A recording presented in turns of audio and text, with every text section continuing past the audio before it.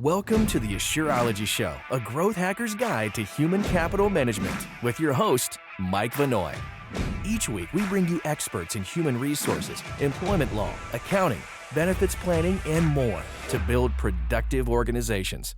You'll gain practical guidance for your business. You'll be alerted to the latest news and mega trends that impact small and mid-sized companies. We'll give you the hands-on information you need to stay compliant with ever-changing employment laws, the strategies you need to win the war for talent, and much more, so you can focus on what you do best, growing your business. Enjoy the show.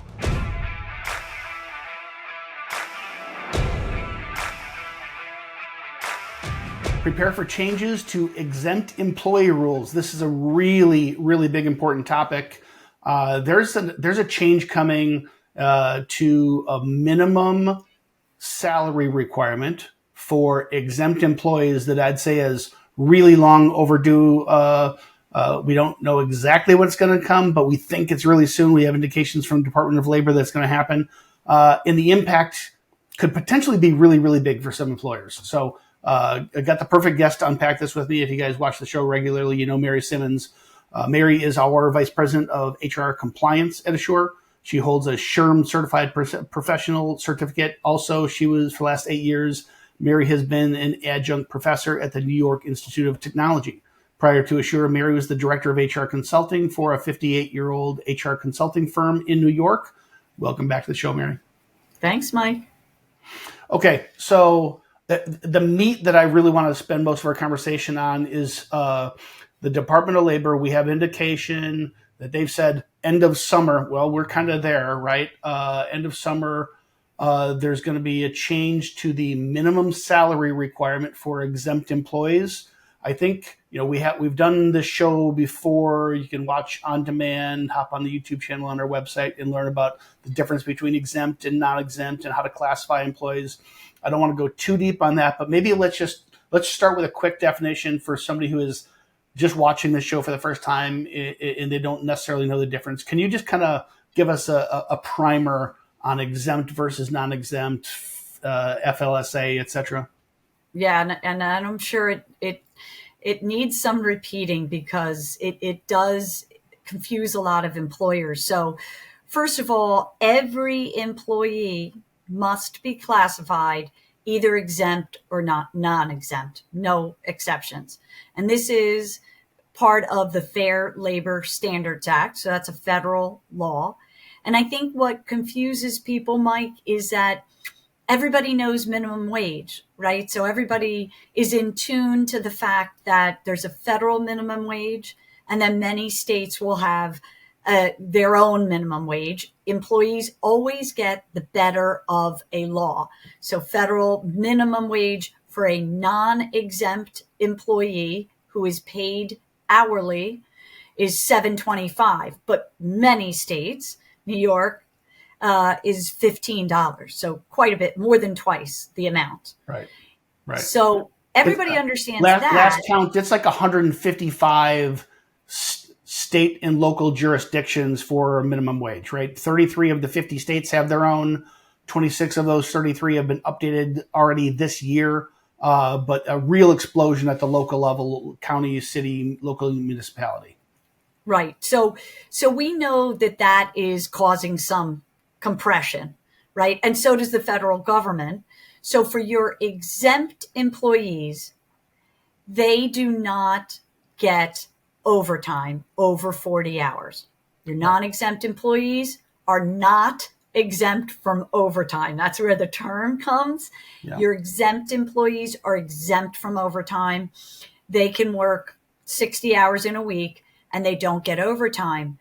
But what a lot of employers don't realize is that your exempt employees also have a minimum wage that you have to pay them, a salary on a weekly basis that you have to pay them for them to be exempt. You can't pay them $20,000 a year, Mike, and call them exempt and they don't get overtime. Right. That is what is going to be increased by the federal government, the minimum wage for exempt employees. And I think this is an area, Mary, that Many people, this may be the first time they've ever even heard that term. They think minimum wage, that's hourly. I would encourage folks to watch our other show, either on the website or YouTube channel, on exempt classification. There are specific rules based on the job description. There are certain very specific exemptions that you can use, but it's not, hey, this person is a regular. I just want to give them a regular paycheck. They work 30 hours a week. I'm going to give them a $20,000 salary so their income is predictable. That might be a very noble thing you're trying to do. It is illegal. You're breaking the law by doing it. So watch our other webinar on the classification requirements. But first, maybe talk a little bit about, before we talk about the change in the minimum for exempt, when you say compression, that the rising minimum wage, so nationally $7.25, locally could be as much as 15, even 16 or more dollars. What is this compression that you're talking about? So let's just say that I'm your manager and I make $30,000 a year, right? Which is, and our employer is calling me exempt. So I work 50 hours a week, but I still get my $30,000 a year. You are an hourly worker in New York, and you're going to get $15 an hour plus, depending on where you are in the state. Yeah. So now you could make more than me, but you, in addition, get paid overtime if you work more than 40 hours. So now you have an employee making more than a manager. So that's where your compression comes in. And so that's why the federal government said, okay, we haven't increased that minimum salary requirement in many years. We need to increase that because minimum wage in the states is increasing. Right. That makes sense? Yeah. And so I think a lot of people, again, I want to make sure people are clear, because this is a show for another topic. And we've talked about this. Maybe we go back and do another one just on the topic of compression. As local laws, so federal still $7.75. As local laws get passed and your local minimum wage goes up, you could have a situation where your hourly folks, your non-exempt folks, actually start to earn as much or more than your exempt folks. And so you got to pay attention to that, because you have some real equity issues that pop up just by simply following the law for your hourly workforce. Right. So now, go ahead. No. I was also going to add that, there is a minimum salary now, right? But it's only $35,568 per year. So if you have that hourly worker making 15 an hour, you give them some overtime, they're going to surpass your manager pretty quickly. Yeah, that's right. That's right. And so a world of 725, this floor of, I want to make sure I get it right, $35,568, that's the minimum for an exempt employee.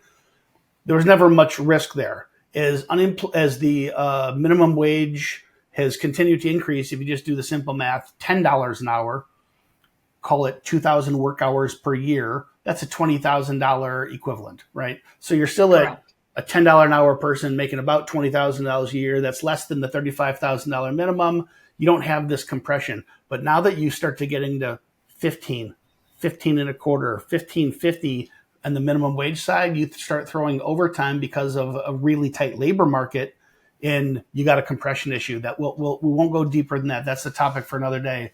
But that's certainly a big concern. We've tried to coach people up on this. But now we don't know. I don't want to make too big of a deal. We don't know if this is going to be a real doozy that's going to catch people flat-footed, or if Department of Labor is going to give some grace on implementation time period. But what is it? What is it that you're hearing? Share your sources so that this isn't just some tribal, conspiracy theory stuff. What makes you believe that the minimum threshold for the minimum pay for exempt employees is going up, and what are the best guesses out there by how much? So the DOL has said, and they did say the end of the summer, the beginning of September, that these changes would come out. And I haven't seen anything definitive, but they are coming out with estimates that they'll go from that 35,568 per year for your exempt employees. So minimally, if you have anybody today that is exempt, they have to make that. Now, many states, California, New York, have a much higher threshold for minimum wage as they do for minimum salary, right? But federally, that's what it is. And the estimates are that 35 and change will go to 46 to 52,000. That's a big difference, Mike. People are giving 5% increases. This is a 30% increase.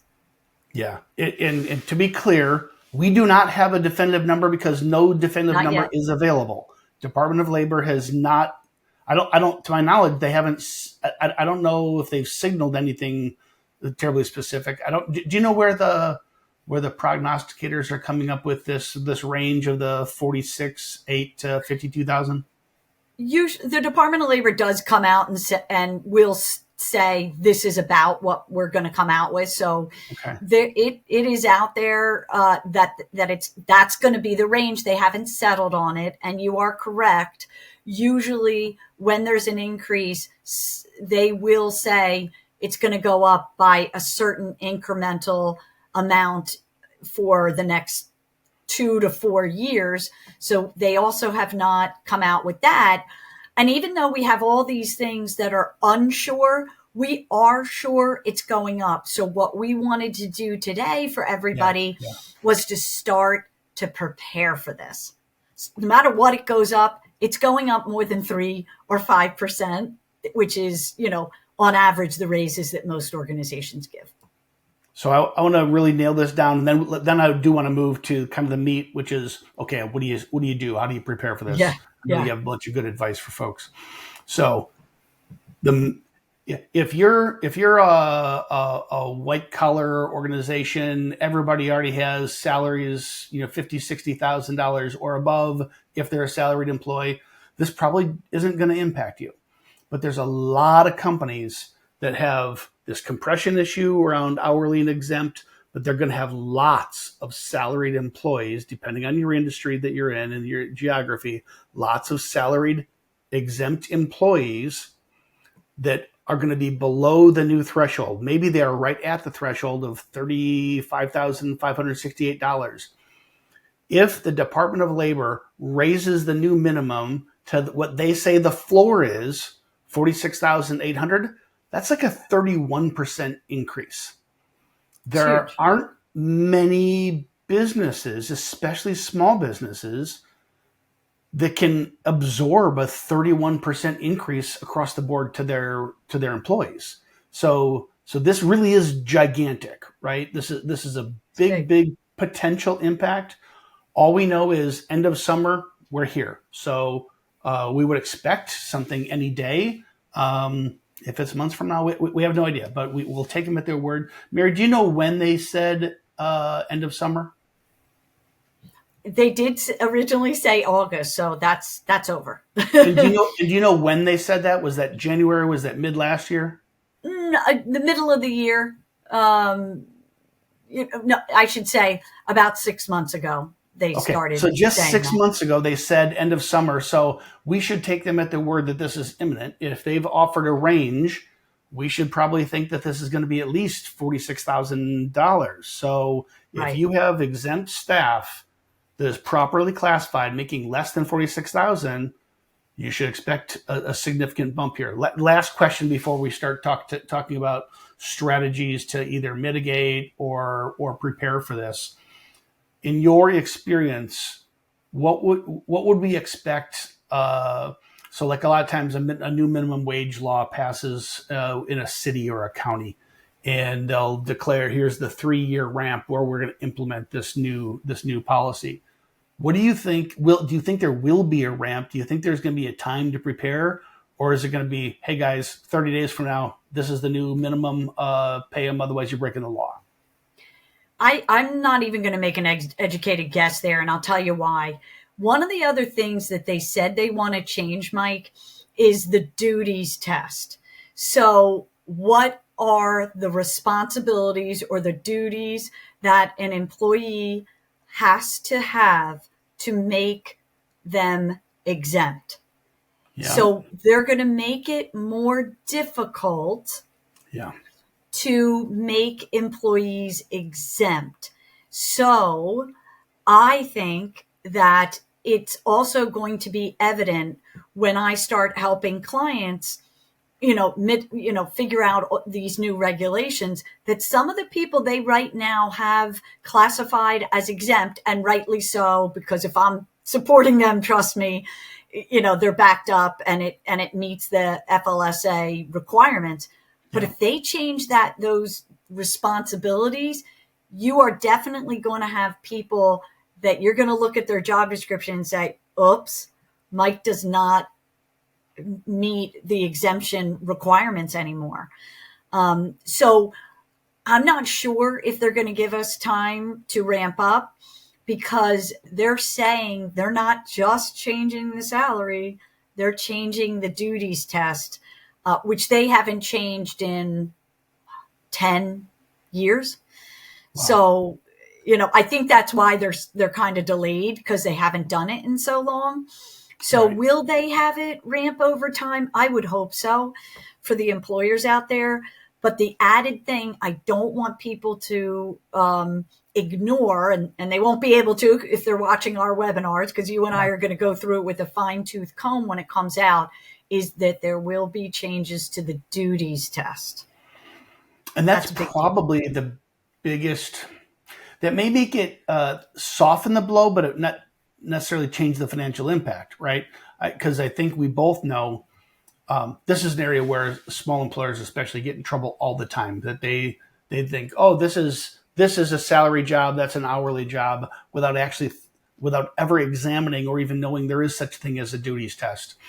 Correct. But if the FLSA legal requirements mean it's harder to classify someone as exempt, that means what they're really trying to do, if you think about the big continuum, the last 80 to 100 years of federal legislation, power just continues to shift from the employer to the employee, right? This is a mega trend that is happening.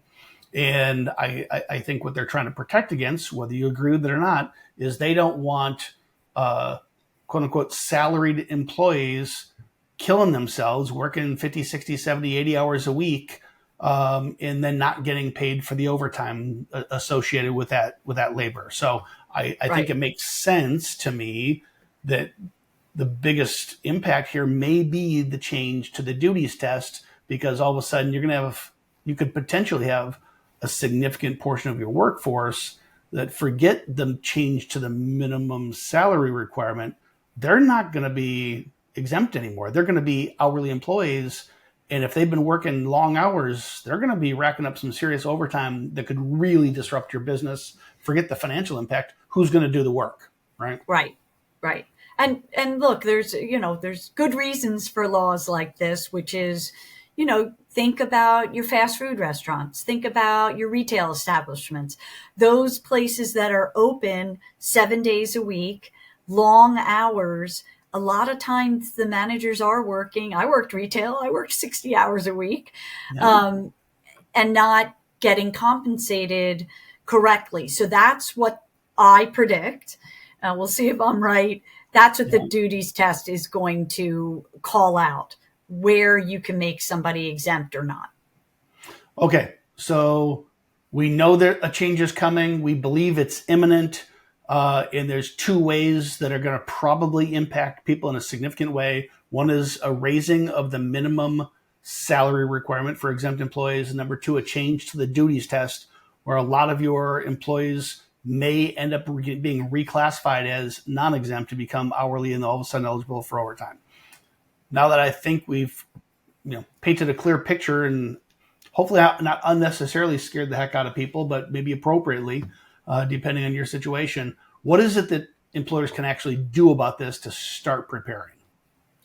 Yeah, so that's a really good question, Mike, and that's all we want to do today is we want to have you start preparing. So what we're doing with some of the clients that we support is working on their job descriptions and really looking at the specifics for a job description. Now, remember, when you're doing a job description, you look at your incumbent, but if my manager, Scott, is not a tip, if he has a PhD in philosophy, but you don't need that to be the manager of my fast food restaurant, then that does not go on the job description. So you want to look at your incumbent in your positions, but also look at the organizational needs.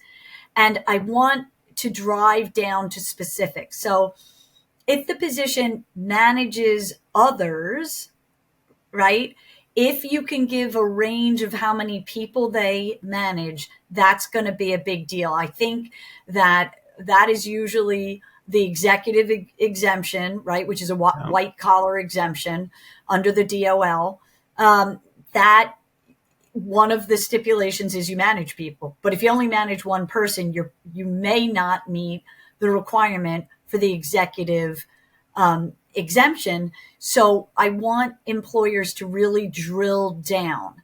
Is it possible that that person we may add to that department and they'll manage more, or they are going to manage one person? We don't see that growing. Should we be looking at other exemptions so that maybe they meet the administrative exemption?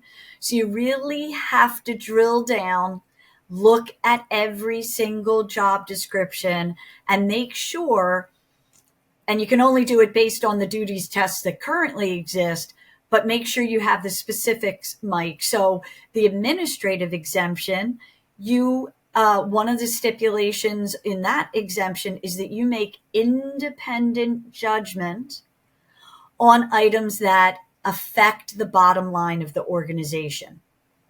Okay, so when I'm writing job descriptions, I add examples.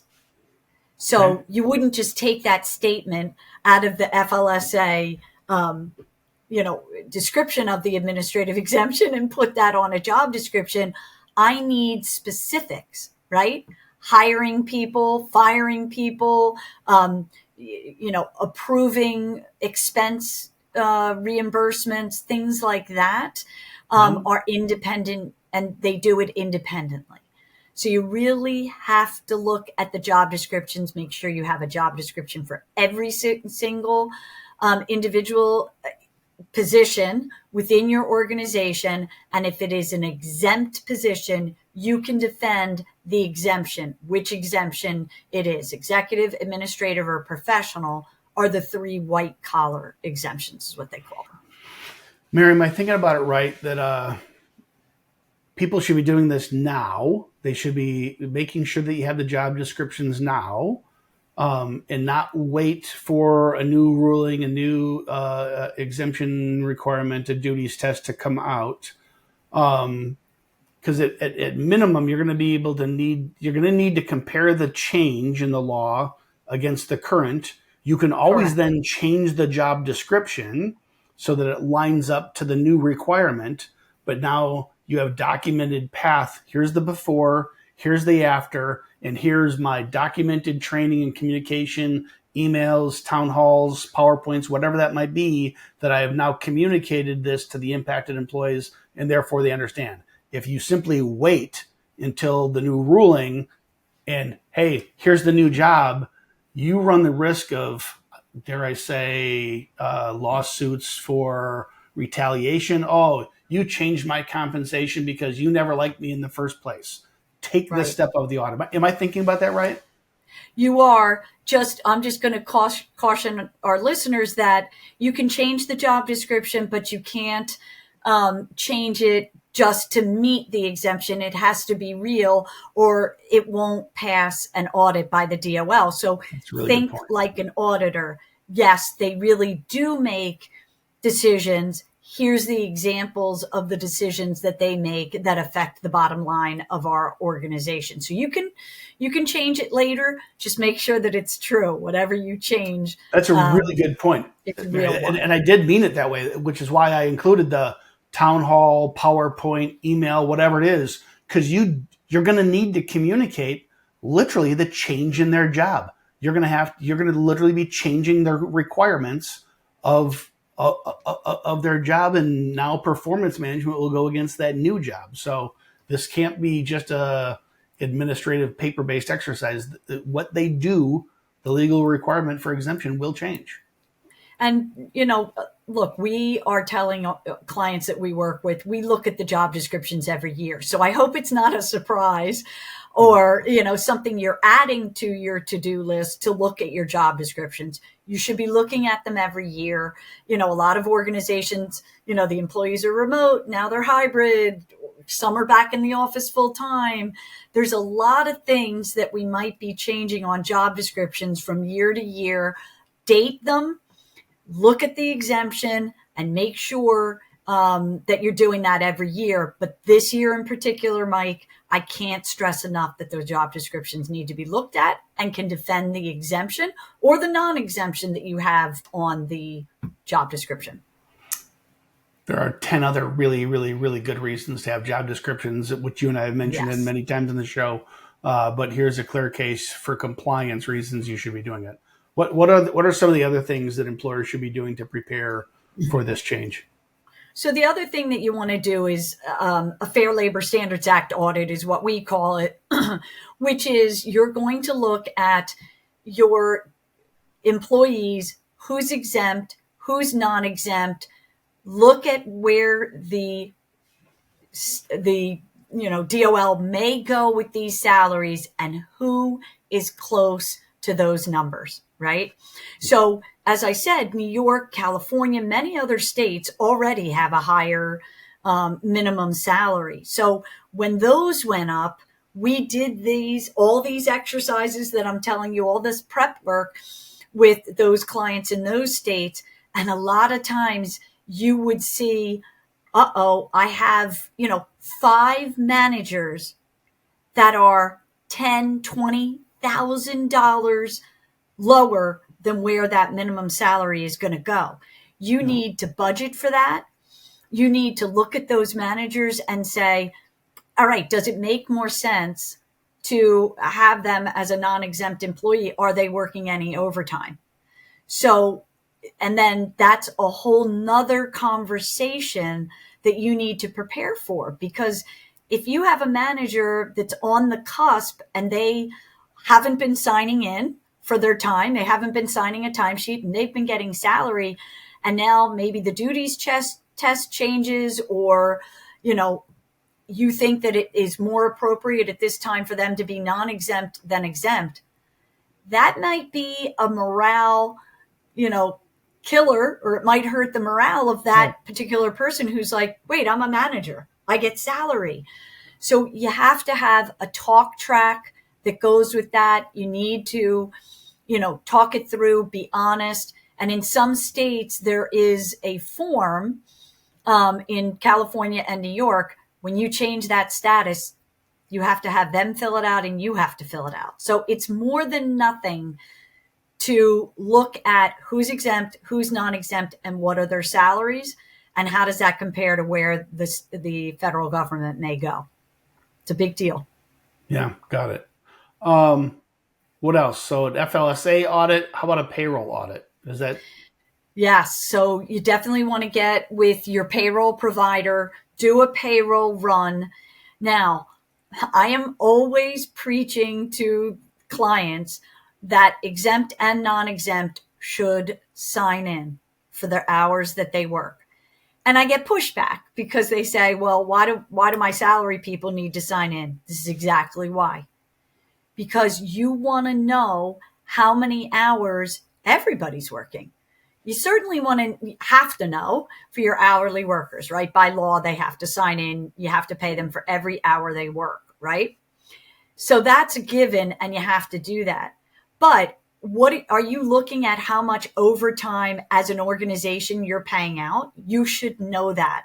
That is a cost, right, that you want to consider. Should I be adding another employee? And if I add that salary, does that offset the overtime that these two individuals won't have to work anymore because I have this additional person?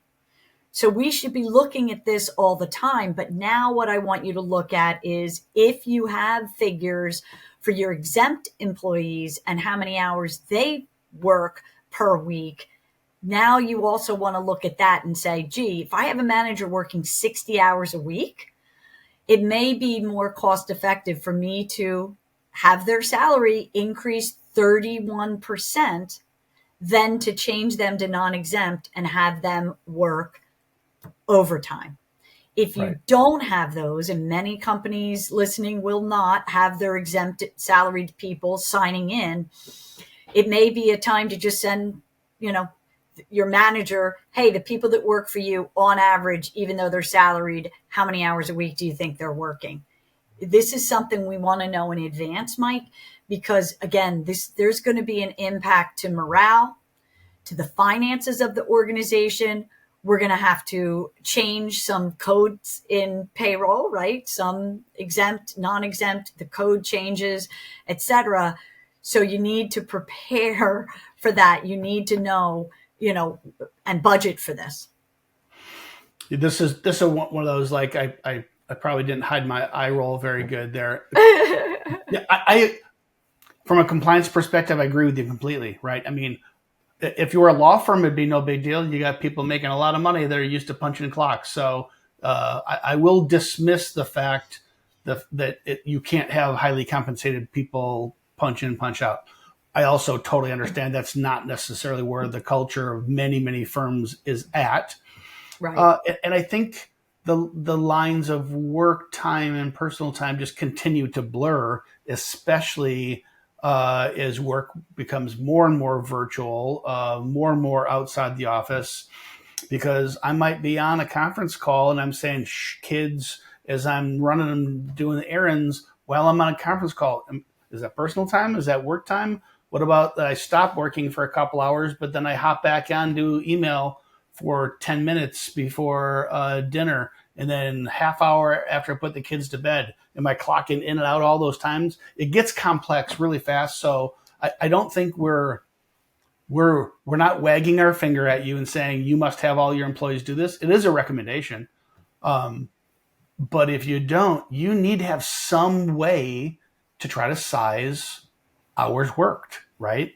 Because you're going to have to defend this when the new duties test comes out and justify, do I pay this person more? Do I make them hourly and then pay them overtime? Am I better off having 2 hourly people? There's probably going to be hard decisions have to be made.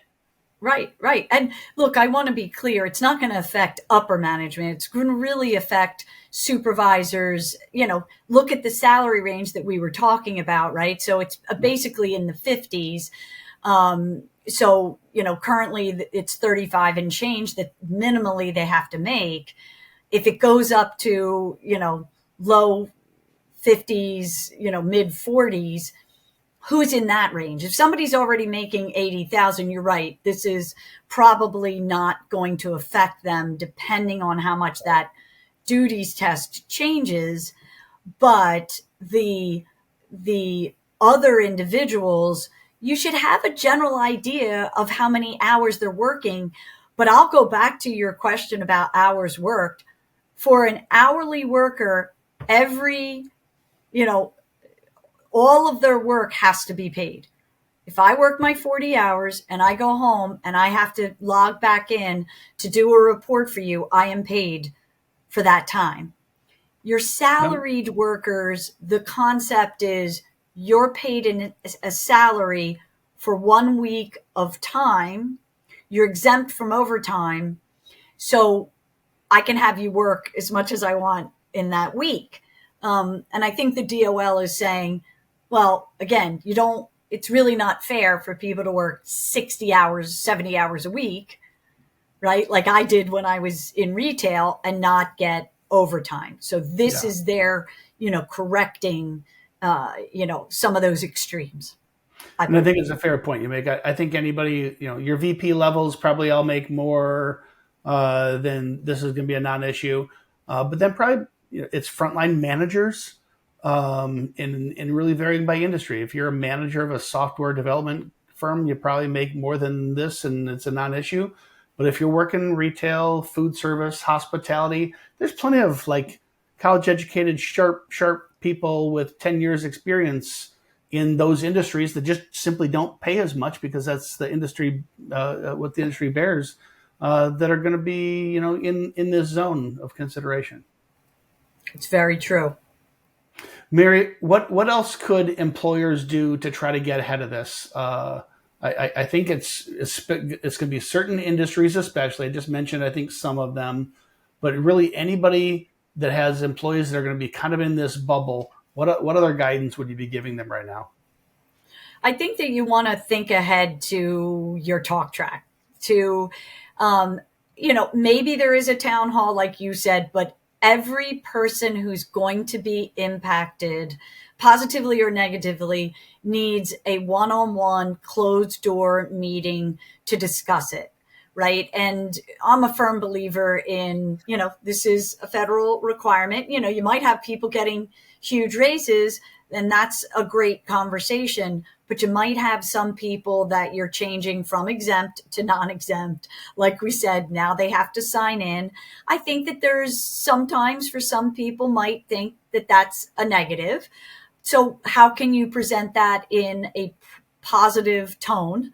Right. But be transparent. Don't try to, hide the fact that, they may be, frustrated by that. Let them voice their concerns. So you need to think about what you're going to say. And again, when we do management training, you never want to blame it on, oh, my boss made me decrease your salary. The federal government made me make you hourly. No. That doesn't help you, and it doesn't help the employee, right? Yeah. They need the full transparency of what happened and why it happened. So I would start thinking about those conversations, who's having those conversations. I would not leave it to chance. I would make sure that there was a talk track for those managers. We are writing up a script, and we have in the past. Here's the paperwork you need to give the employee. Here's the script that you want to say. And then you always need somebody for them to go to.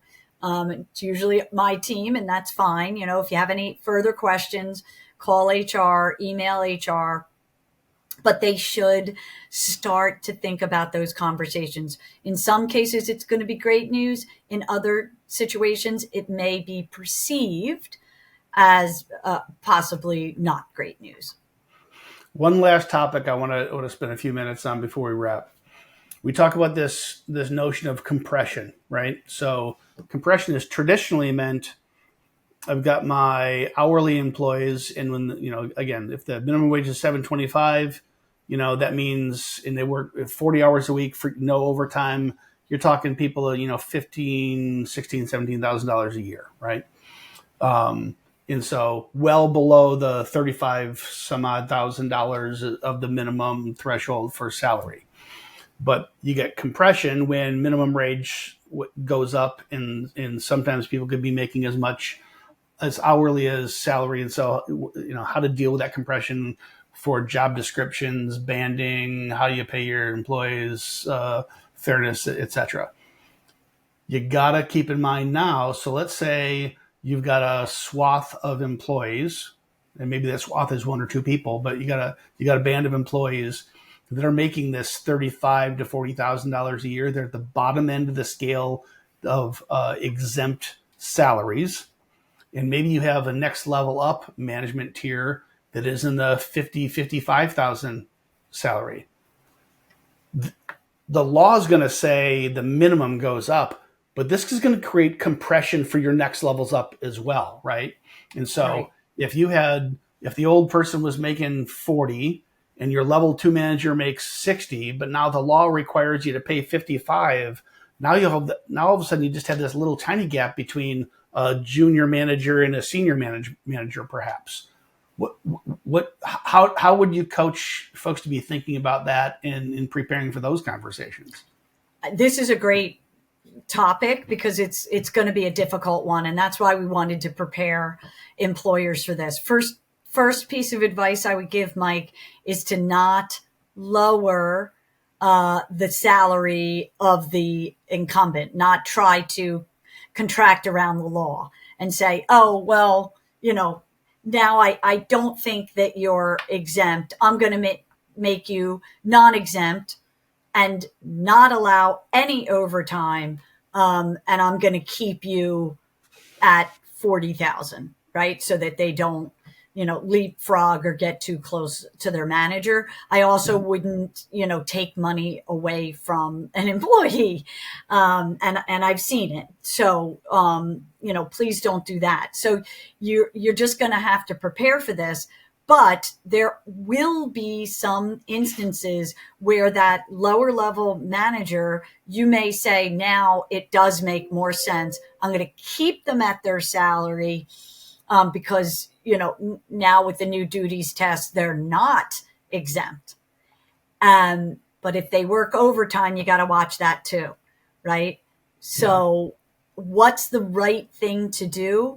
That takes a lot of planning, and that's why you have to start now with your job descriptions, your FLSA audit, your payroll audit, and look at those salaries and what's coming down the pike. Yeah. I think the punchline for everybody is if you don't understand the difference between exempt and non-exempt, you got to understand it. It is a really it's a fundamental tenet of the Fair Labor Standards Act. By law, you are required to classify all employees as one or the other. And the minimum salary requirement, the pay salary requirement is increasing. We believe it's imminent. This isn't our opinion. This is what the Department of Labor has signaled. They said end of summer, so that's basically now. So this is imminent, and they've given us a range for what it's going to go to. And for some of you who have salaried employees who you're paying at the bottom of that range, this could be as much as a 30% or more increase. This is going to have big impact. There's budget for you, psychological impact on employees if you reclassify them, psychological impact on higher salaried employees because now there's compression. Is why did that person make as much as I do? This is a bit of a hornet's nest for folks who have a lot of employees that are in these ranges. So the best advice we can give, I'll let you kind of recap off. You rattled off 3, I think, excellent things for employers to be thinking about in preparation here. Yeah, and I just want to add one thing, Mike. I sit in New York, and for 3 years, our minimum salary has been higher than federal, 3 or 4 years. So New York employers might be going, this doesn't affect me. Same with California, Washington State, quite a few states. It may impact you. Please don't ignore this piece of legislation, and we will go over it in great detail when it comes out. But when that duties test changes, Mike, every employer needs to look at it, because even in New York, it might change your exempt employee to non-exempt. And that's where the lawsuits are, Mike. The anti-harassment lawsuits get all the publicity, but the less exciting wage and hour claims far exceed those claims. Because people get this wrong all the time. It is confusing. That's why we're taking our time to prepare you, right? So you asked to go over it one more time. I want you to make sure that you are classifying your employees, who's exempt, who's non-exempt. Look at your job descriptions. Make sure your job descriptions can defend, like an auditor, can defend the exemption, the classification that you gave your employee. While you're at it, make sure you're paying them right. Okay. So, you're not giving days off instead of giving overtime. If somebody comes in early and clocks in and starts working early, you have to pay them, Mike, even though, you can't say, well, they weren't due in till 9. They can't. If they start working, you pay them. So look at your pay practices. Yeah. Look at your job descriptions. Do an audit of what are your exempt and your non-exempt employees making, who's working overtime, how much overtime, and can I get my arms around even my exempt employees? How many hours are they working? This is going to prepare you for these changes coming down the road. And then our next webinar will help you even further to make sure that you're meeting all those requirements. Yeah. And as soon as it comes out, we'll let you know, and we'll put that as probably the number one priority, because there probably will be nothing bigger in the payroll HR world when that announcement comes. So we'll unpack the details for you at that time. Until then, hopefully this was helpful, and you guys can at least be aware of this pending change and start to prepare the best you can. Mary, thanks as always, and thanks for everybody else for joining us today. Until next week. At Asure, we build human capital management software and services that help 90,000 companies like yours attract, develop, and retain great people. Our low upfront cost and affordable subscription model allow you to save cash to invest in things that drive growth, not overhead. To learn more about how Asure can help you claim up to $26,000 per employee with the Employee Retention Tax Credit, automate your payroll, and build productive teams that are compliant with ever-changing HR laws, visit AsureSoftware.com.